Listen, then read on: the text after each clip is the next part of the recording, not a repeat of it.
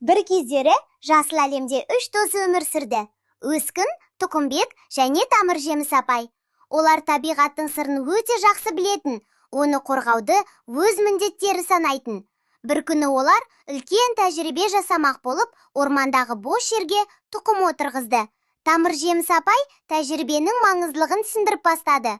Балалар, табиғаттың ең басты заңдарының бірі өсімдіктер тыныс алады. Олар ауадағы көмірқышқыл газын сіміріп, бізге қажетті оттегін бөледі. Бірақ олар өсу үшін ылғал мен жылуды қажет етеді.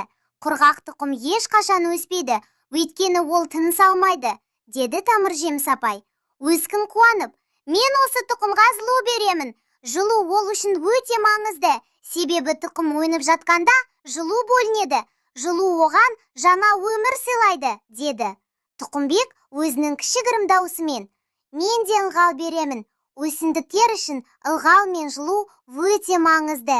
Ол тұқымның тірілуіне және өсуіне көмектеседі, деп айтты. Тамыр-жеміс апай тағы да сөзін жалғап, өсімдіктер тек көмірқышқыл газын жұтып қоймай, оған жауап ретінде бізге оттегін береді. Олар тек тыныс алу үшін ғана емес, біздің тіршілігіміз үшін өте маңызды. Әрбір өсімдік бізге оттегін, жаңа өмір мен таза ауаны сыйлайды. Өскін тұқымды жылытып, Тұқымбек су құйып, үшеуі бірге тұқымның өсуіне көмектесті. Жақында ол жасыл өсімдікке айналып, жылуды шығара бастады. Оның жапырақтары мен тамырлары жаңа өмірді бастады. Өскін мен Тұқымбек қуанышты болып, Тамыр-жеміс апайға қарады. Біз табиғатқа адал болса, ол да бізге өз сыйлығын береді, деді олар бірге.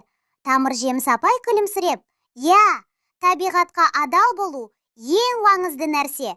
Өсімдіктердің тыныс алуы мен оттегін бөлуі өмірдің өзі.